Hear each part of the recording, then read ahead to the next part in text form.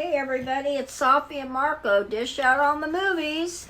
And we would like to apologize because Safi, she has been kind of sabotaging the channel. So, we did not get this review out on Thursday night like we were supposed to. She's been too busy focusing on getting an easy bake oven for Christmas, and so Marco, would you stop already? Other weird things, like she's a part of a Hello Kitty fan club. No, I'm not. And, she's constantly... But my granddaughter is. She's constantly talking about Hello Kitty and shit like that, so... No, I'm not. We were supposed to get this review out on Thursday night, and we will be getting all the reviews out on Thursday night from here on out, when it comes to Hell's Kitchen at least. So... Safi can take it from here. Okay, well, we have season 24 now. And the name of the episode is more apropos than at other times. It's called Making a State Mint. And the reason why is because this season is going to be another, well, like MasterChef, I guess, they're going to make it, at least this part of it,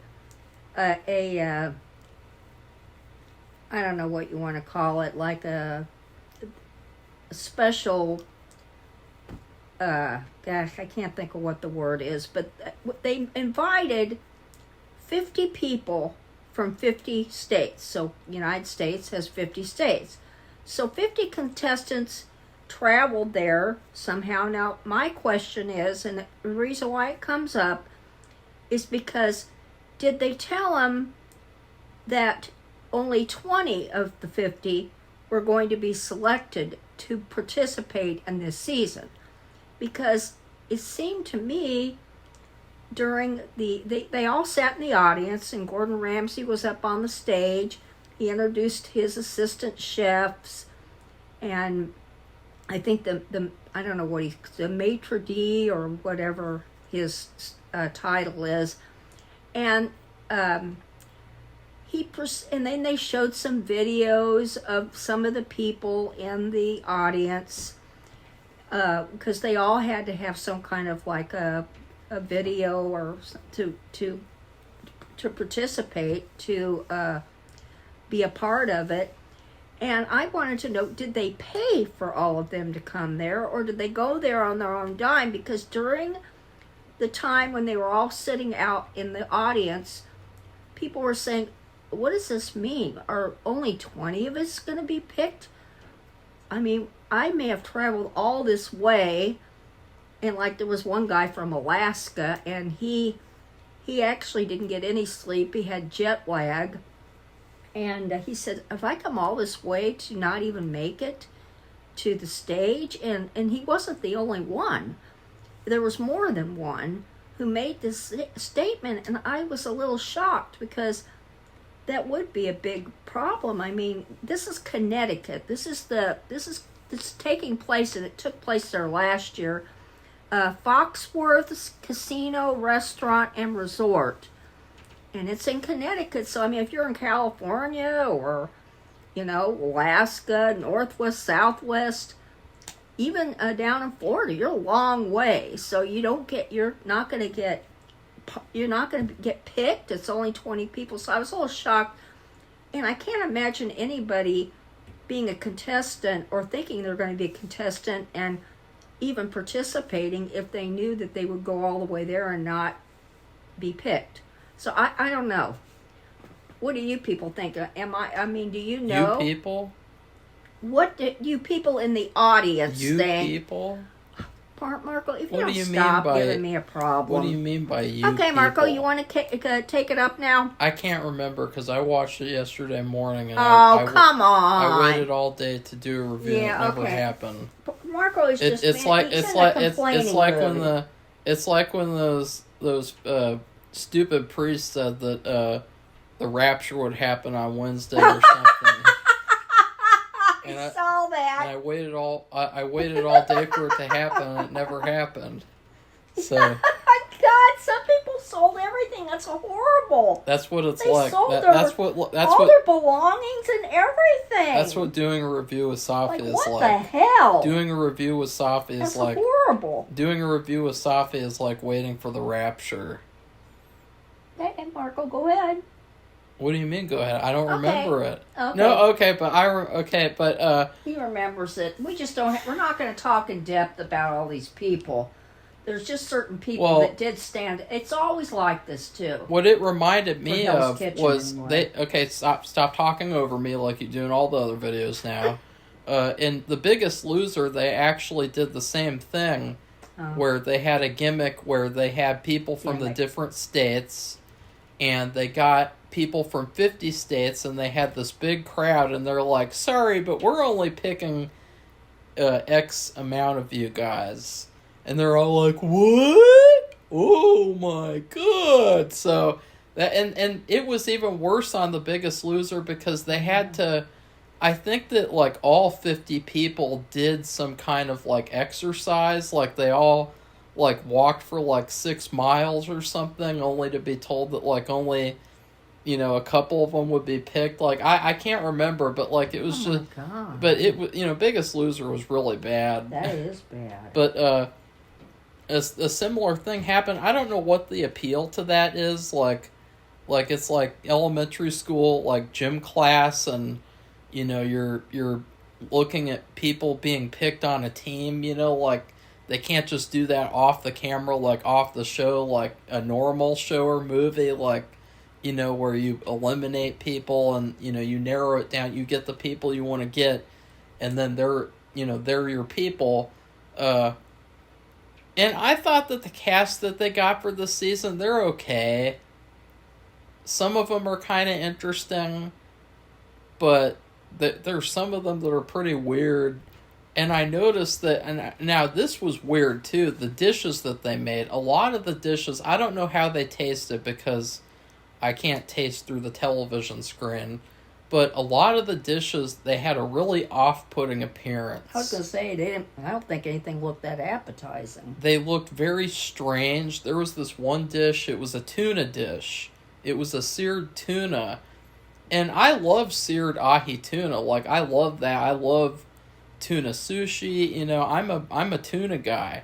But that tuna dish, it looked like an organ meat. You know, like a raw organ meat or something. Like the colors were really, really gross. It just made me want to throw up. Like, it didn't look good at all. And then there was this one girl, and she had children, and she's trying to pursue her dreams anyway. And Chef Gordon gave her 6. He gave her 5 stars, but he says, I wish I could have given you 6. She was from California. Which was surprising. I don't think he's ever said that on Hell's Kitchen before for the signature dish challenge. So, but her dish, it looked really gross. It looked really, really gross. It looked like a mistake.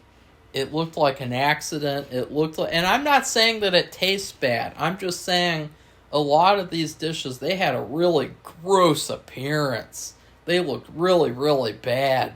Like, they looked really putrid. They looked really bad in every way. There were very few dishes that I thought actually looked appetizing. And even those, I can't even really remember them. I basically just... Safi shaking her head because she doesn't remember anything ever. Well, I remember the stupid ones. Oh. But I just he didn't even bother to write them down because I agree with Marco. I thought they all looked pretty unappetizing. Yeah. Even the ones that he gave. See, he picked the 20. They came up on stage. You know what state they're from because they're all wearing like beauty pageant strips around their bodies that has the name of their state. And then they leave the stage and immediately they go to the kitchen and they have to do this challenge where it's men against the women. So you have a blue and a red team. And they all make their, quote, signature dishes. And one girl is wearing an extremely short dress. And she said, I didn't realize I was going to be cooking right away. Yeah. And they kept...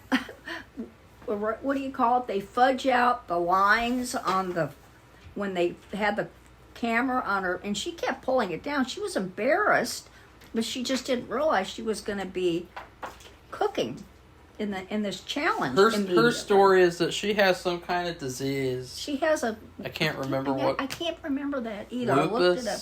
Crohn's. She has Crohn's disease, so can't even eat probably half of what she makes, or maybe 3/4, because they're really limited, and it's a very painful, horrible thing to go through.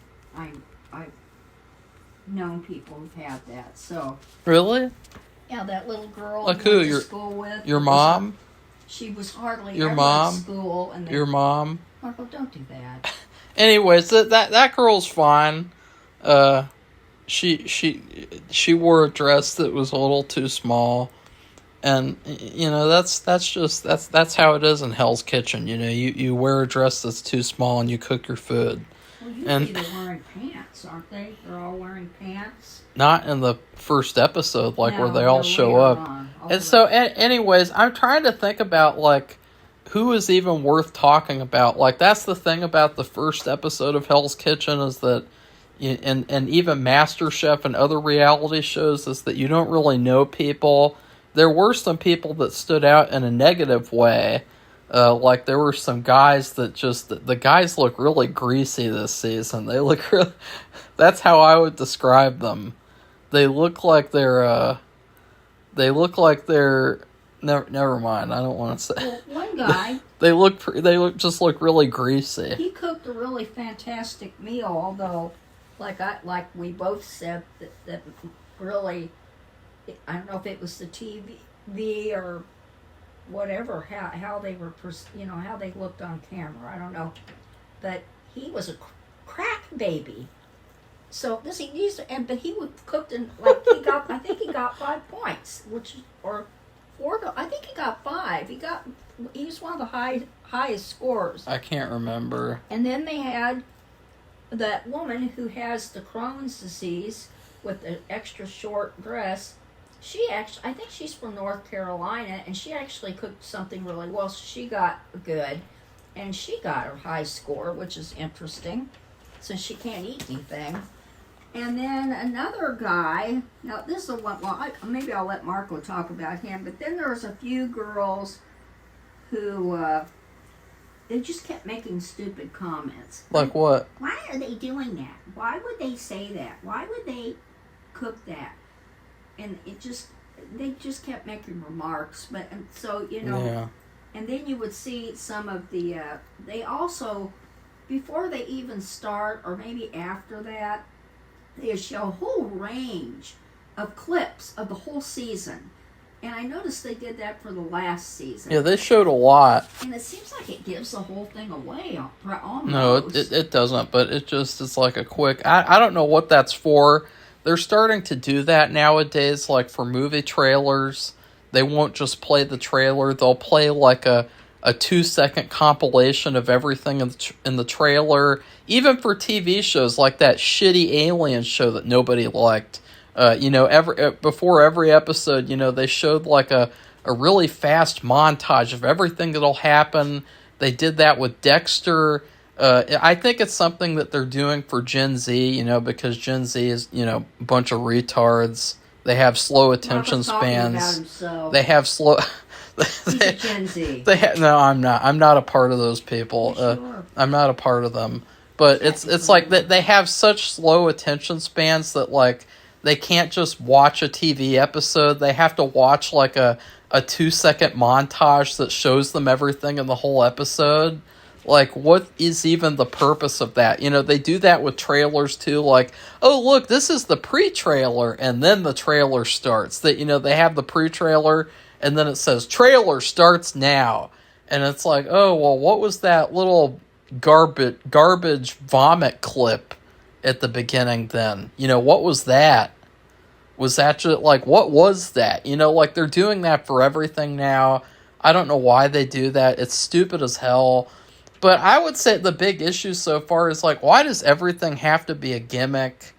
Here we have another gimmick, which is the states, and then they're also doing men versus women at the same time. So you have two different gimmicks. And I just wonder, like, is there some sort of a study? Is there, like, a statistical study that says, like, people won't watch MasterChef or Hell's Kitchen unless there's a gimmick attached to it? Like, this season, we're doing Monsters vs. Aliens.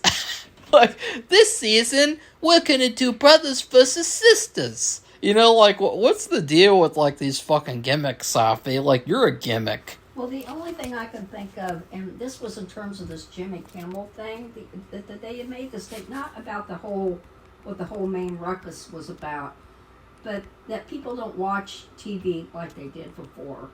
They watch, like these streaming shows, and they just don't, and so I think it's because they're losing their viewership, and they're trying to do it to maintain their steady viewership or to increase it. To appease the Gen Z. Well, to appease somebody to watch it. And just the reality is, years ago, there wasn't any Netflix, there wasn't any TikTok. And so, right. Well, now there is. And so the point is... And Amazon. Is that really it's the fault of their own, because they made it so that all these Gen Z people, like, all they do is just watch TikTok and YouTube clips. Like, they don't have the attention span to, like, watch a movie or watch a show. Like, even, like, older people, they've gotten so anal and so, like, just babyish that, like, they can't watch a full movie at once. They have to watch it in parts. They have to watch 10 minutes of a movie, and then they go to sleep, and then a week later they watch 10 more minutes. Like, it's like, that's not normal. And so the way that you cut through that is you just ignore it, because it doesn't, because what's happened is that it doesn't matter for the good shows and movies. Like you saw with Dexter. Everyone loved Dexter, and Dexter was on week by week. They didn't release all the episodes at once. You have movies like Top Gun 2, which I'll never watch a Tom Cruise movie again. Yeah. And that movie was extremely successful. So, it just shows that it really doesn't matter. Like, they didn't do any special TikTok marketing for Top Gun. So, for Hell's Kitchen, though, there's a consistent fan base who will watch Hell's Kitchen anyways. And so why should Hell's Kitchen have to do some stupid gimmick to get people to watch it? I don't think that they do. And so anyways, Safi's picking her toenails and trying to find... Marco, stop doing that! She's trying to find a disease that hasn't been discovered yet. No, I'm not. Not doing anything of the kind. He thinks he has to bring up stupid stuff with me to be entertaining. We're trying to talk about the show. You won't talk about the show. You're talking about toenails and TikTok. I don't even watch TikTok at all. Not at all. Zero. Well, now it's owned by Zionists, so nobody will be watching it anymore. I don't know who got it, but anyway, well, let's just... I'll take one, and Marco can take the other. Okay, well, let's take them. There's two people who made food that was bizarre. And this is the job they're applying for is the executive chef of this big, expensive, I'm sure, casino and resort and restaurant. And so they're going to have to cook all these very high class foods, meals. They're not going to, this isn't Master Chef, where they can cook just about anything on, like on the first time, and it's okay. So here comes this guy from Georgia. You want to talk about the Georgia guy or Who's the Rhode that? Island tuna girl? The vegan, Who? The Rhode Island vegan tuna? Well, I don't know. Well, I guess they had a vegan, and it's really funny because she decided that she's going to do the vegan thing, and she's going to make it all about her, and that's what vegans do. They make everything about them. And so she cooked watermelon and passed that off as tuna, which I've seen that before. I've never seen that. I was shocked. I would never eat that ever. That's thought of that. Oh. That's gross. Oh. But she did not get a very good score. And, the girls were commenting on her, and they were saying, just because you're vegan, you have to cook meat if you're in Hell's Kitchen. Oh, so, yeah. I don't know what you're trying to do here. Probably every week. And then Gordon told her, you're supposed to be impressing me. You're not supposed to be cooking food for yourself. You're supposed to be cooking something that I'm going to like. And I thought that was all good criticism, because, these vegans, I don't know what their deal is. They really think that they can go to, a cooking competition where everyone else has to cook meat, and then they can be like, oh, no, I don't want to do that. I want to cook a watermelon. I want to cook a watermelon and potato. I want to cook a tomato potato. That's what she does. But the thing about these two, I'll talk about the other one. These two contestants. That was they introduced themselves. That was like Elmer Fudd, wasn't it? I'm gonna cook a potato with tomato. She says, I grew up. I was cooking before I could even reach my head, even reach the top of the stove with my. And she's Italian, so nani or something like that. Nani? And so and so her Italian grandma.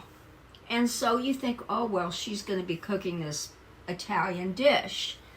Well, instead she comes up with this vegan tuna that's not tuna. So she's vegan. She is not vegetarian. She's vegan because she can't even eat fish.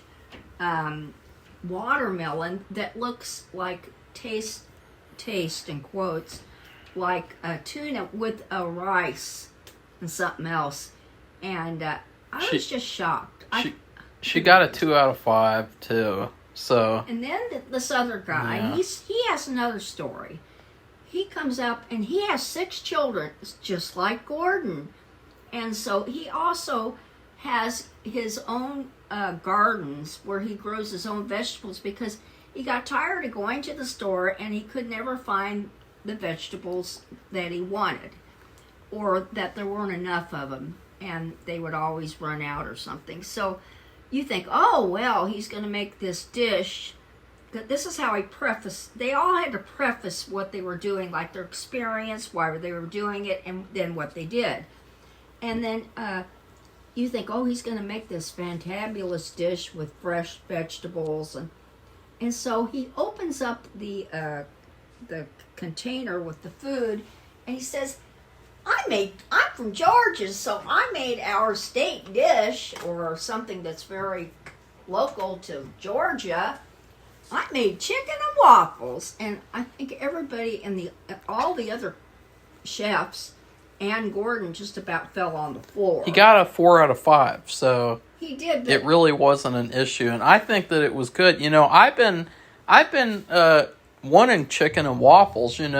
Chili's used to have chicken and waffles, and they took that off the menu. Chili's took all the best stuff off the menu, and so I've been actually wishing that I could have chicken and waffles from somewhere that's good, and I don't want a lot of waffle, but it's something fun to have. Yesterday we went to Raising Cane's, and the chicken was so overcooked that it was like rubber, all the chicken, and so I could not eat any of it. And so I've been excited for some kind of good chicken. I have not been able to have good fried chicken.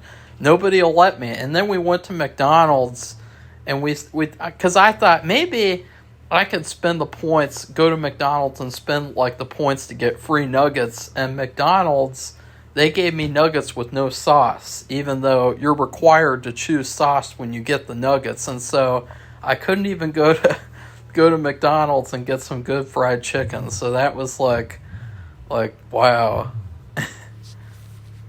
Well, so anyway, But what I'm saying is that there's nothing wrong with cooking chicken, fried chicken. I just thought the presentation of the dish looked really sloppy and greasy.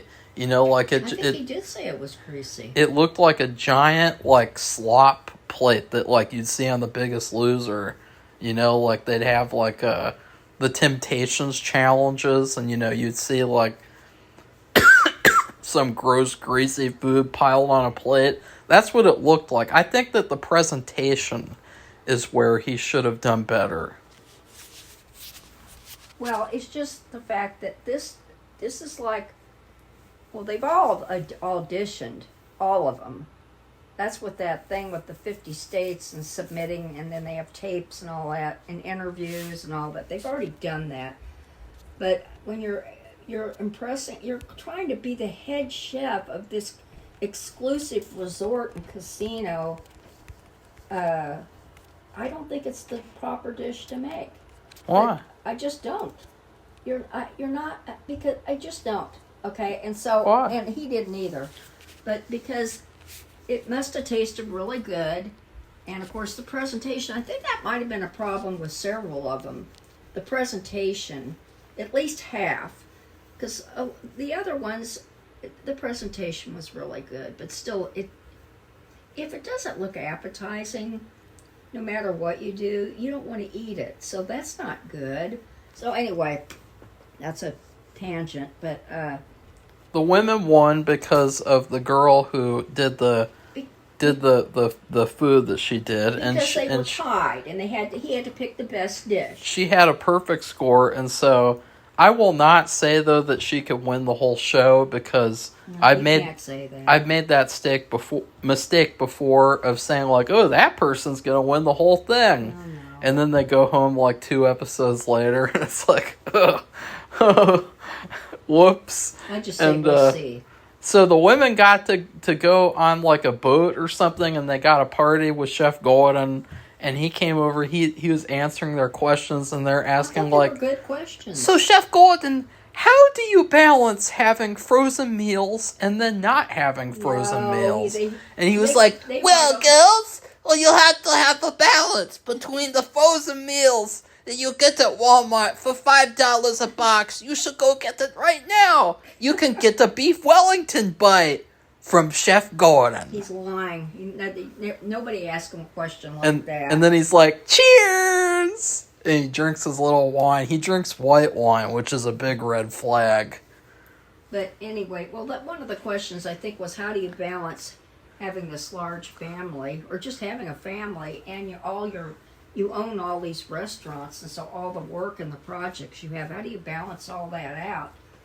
And he said, well, I do find it difficult. But and then there was another question, I don't know if Marco remembers it, but I thought they were really good questions. No. Because it was, I don't know, really relaxed and honest. I don't know, it just wasn't so, some of these interviews are so scripted and forced, and I just thought that those were really honest answers and honest questions. Oh no, they asked him what he would have done earlier in his career, and he said something that was very good, which a lot of young people could benefit from, which is he said that he would have taken more jobs for the experience rather than the money. Oh yeah. Because he said that getting experience is more important than, getting money short term. And so that was a good thing for him to say. Yeah, that was another, and I thought that was a really good question. Yeah. So so then the boys, they all had to clean up and sort out the kitchen and get ready for service, and they unpacked new things. It looked pretty grueling. It looked pretty hard. I will say that they have amped the punishments up a little bit so far. Last season I was like, a lot of these really aren't even punishments. They're just kind of like chores that, everyone has to do. And this was still like a chore that, they would have had to do anyway, but it just looked and felt a lot more grueling. And, yeah. And then they had some business. They showed them in the dorms. They had some stuff there. I don't really care about that kind of stuff because it's just kind of silly, just kind of reality show type of stuff, like, oh, I don't know how to get the stove working. How do you get the stove working? And the boys are being really loud. Oh no. Like, a lot of like silly little things. Drama. Yeah. Well, it wasn't drama. It was just silly stuff. And so, was that the whole episode? Yeah, pretty much. Yeah. Whoops. That's okay. So, I think it was a good episode. It was okay. I was just a little shocked about. I can't imagine being a contestant, and even if you don't, they're not telling you that they're only going to pick 20 people. If you've watched any of the Hell's Kitchen seasons, that's just about the average number. That they're not going to have 50 people. I mean, how many episodes did they and nowadays you don't get that many episodes, so why would you it's all 50 16 people episodes for Hell's Kitchen and MasterChef. And that's pretty good. But I mean, you're not going to have enough episodes for 50 people, okay? So I thought that was kind of naive on their part, but still I don't understand. It seems like that would be in anything written about what they were entering or that said. I don't know. Weird. So I guess I'll just give it a B+. I'll give it a C+ for Crohn's disease. No, I'll give it a B. That girl's miserable, and it'll be interesting to see. They showed her video too. Like I said, they showed a few people's videos while they were all sitting out in the audience. The episode where she gets sent home, I'll give it a C for Crohn's disease. Oh, well, who knows? But there's already a few troublemakers showing, and people who were there. Like one girl, she was in home ec, which I don't know if anybody knows what this is, but in high school they used to have a course called home ec, and you cooked and sewed. In high school, they used to teach you about how to cook and how to do, things that, you have to do when you're an adult. But nowadays, high school just teaches you about gender and shit. Oh, for heaven's sake, that's just BS. Don't say that stuff. It's true. No, it's not. It's true. Anyway, but she said she did some really bizarre, I know. She put metal in the microwave and it exploded. So the only microwave they had, I guess, was ruined and it exploded. So she was made to learn how to cook because of that. And so I thought that was I don't know. I don't see her doing anything, but we'll see what happens. I mean, I think what she cooked, it was a 1 or a 2. Might have been a 2. I don't think there was anybody. Wasn't there just like one person who got like a 1? I don't know. Most people got a 2 if they got a bad score. Well, I think there was a 1, and it was just like, because it was just so bad and I think he was being generous to give him a 1. And then the one guy from Alaska, he had severe jet lag. He could hardly cook, and I mean, he just was wasted. And so anyway, but I thought it was pretty good. I don't know what to expect. You want to talk about what you did on Thursday, Safi, about how you made a little mistake? Well, on Thursday night, we were having some sort of weird debacle with, the pizza that we were eating or not going to eat. It was pretty weird. And so Safi watched the Hell's Kitchen by herself. I don't know why she did that. We were supposed to watch it together.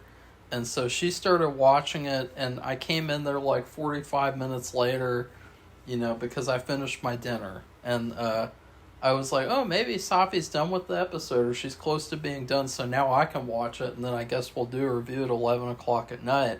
But then I went up to her, and it turned out that she was watching the first episode from 2 or 3 years ago. So last year. No, it was 2 years ago, Safi. No. Yes, Safi. No. Yes, Safi, it was. I know what I'm talking about. I know. Yes, I do. It was from 2 years ago, and I recognized it. And, Safi did not have me set it up, so she watched the wrong episode. And she watched almost the whole thing. So it was pretty impressive, how she managed to watch the wrong season. It's like, oh, which Halloween are we watching? You know, if a new Halloween movie comes out, like, oh, what are we watching? The second one from the 80s? Is that what we're watching? I know those really well. So. Oh, okay. I know the first one because we used to watch that every year on Halloween. It was tradition. And now we watch How to Eat Fried Worms on Halloween every year. No, that's not true. We reviewed all the Halloween movies, and I just don't want to watch any of them right now. I'm sick of them. I really am. Safi, that was 3 years ago. I don't care. I don't want to watch any of them for a while. Jesus, maybe Safi. Another 10 years. And we're also like thinking about like Halloween candy. Like Halloween candy is kind of weird this year because all they have is like bulk bags. You know, big bulk bags. They don't have a lot of like singles or like small bags so that you can try the different new candies that they have. It's mostly like just big bags for, you know, trick or treat. Yeah, we really, living where we live, I don't think it would be wise to have trick or treating. We do have the neighbors once came here to get candy, but I don't know if they'll come again. It's just because I don't think it's safe. You don't know who lives in all these apartments. So Sex offenders. No, who knows? It'd be better if they had something at the clubhouse like they do at, I don't know if anybody knows about this, all these like churches around here. They have these where people open they call it trunk or treat. And they open their trunks and they decorate them. And then they put you in the trunk, Marco, and they take you away. No. And you're never seen again. Oh, would you stop it? And then they hand out treats. They sit there and they dress up too, and they hand out treats. They put you in the really trunk. Nice, they say, if you don't like and subscribe to Safi and Marco Dish Out on Movies, we're going to put you in the trunk and take you away. You'll never be seen again. Okay. And so next week, we are going to be trying something a little bit different in terms of scheduling. We might not do this like every week, you know, but we're just kind of trying to figure out like a better schedule for doing like a couple of reviews a week. And so next week, we're going to watch like a couple of movies, you know, like on our like different like off days.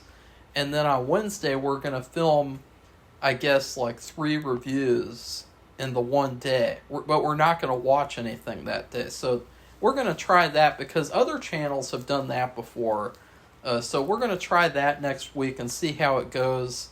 But we might not do that, you know, like permanently. You know, we're just trying something out for fun. You know, Safi's got to watch some stuff now. You know, she can't keep getting away with this, you know.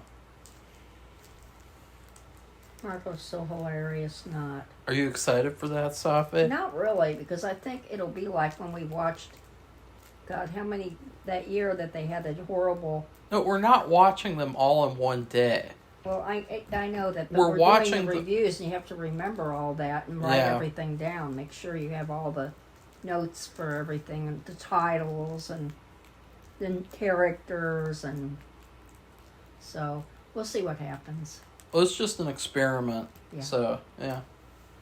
I usually like to do reviews like right after I watch something. So, that's what I like to do. Which is probably, you know, a really good strategy. But it makes it difficult because when do you watch it? It might not be the best time to do a review. Yeah, because they've been having these Alien Earth episodes. Came on at 10 o'clock at night. Safi's obsessed with Alien Earth. You know, it's not even going to get a second season. None of the Master Chef and this show start at 8 o'clock. So, that's a lot different. So we both enjoyed this first episode of Hell's Kitchen. Yeah, because they're really trying for some, it's not just a money and a trophy, they're trying for an actual job. This is an extended job interview. And, you know, when you do that in real life, you may not ever see the other applicants that you're competing against, but this time it's different. you see that they're all right there, you see what they're doing, and then they're actually applying for a very lucrative, very,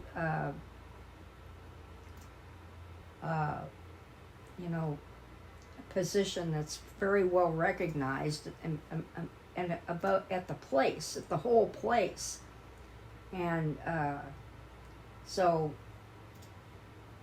it's I think it's really good. It's better than what I'm saying. It's still a lot different than Master Chef, because I think that's the thing about Master Chef. It's more about it's more of a reality show where you win a prize and you move on. You don't necessarily have a goal of opening a restaurant. Some people do, but this thing is an actual job interview, an extended job interview, and I think that makes it more interesting. I think that Safi should get it. No, I wouldn't want to do any of that stuff. I have no desire anymore. So if somebody is there and they really want to do it, I mean, more power to them. There's a couple people there, like the one, like I said, who exploded the microwave in high school. She exploded the microwave. She did. And I think she should have been on Master Chef. Wow. I don't think she should. She's not. I just don't think she's the right person for the job. I can confidently say I don't think anyone from Master Chef should have been on this Hell's Kitchen season. Yeah, I agree. Oh, anyway, so that's it. So if you like this video, give it a thumbs up. I don't know if you want to share it. You can. Make a comment. Did you watch the show? Would you be interested in watching this show? And what do you think about my comment about people don't watch TV anymore? Do you watch television shows? Do you like television shows like Safi?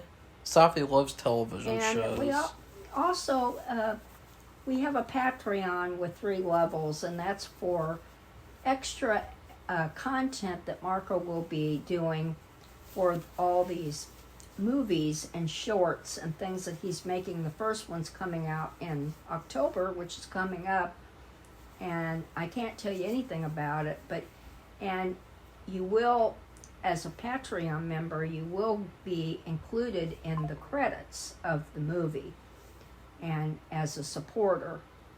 And I mean, when he says he's going to do that, he will do it.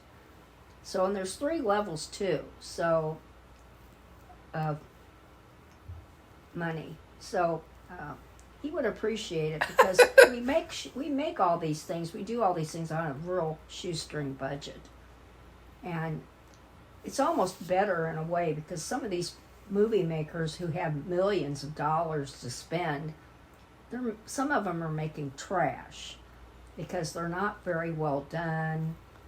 They don't know how to edit. They're bending too much to beliefs that really don't exist, that may be the trend, but they're not going to stay that way. And really, they just should concentrate on making a good movie that has good characters, and not a million characters, but a few characters, and tells a good story, and that has a solid beginning, middle, and end. And that's it. So goodbye, everybody. Bye.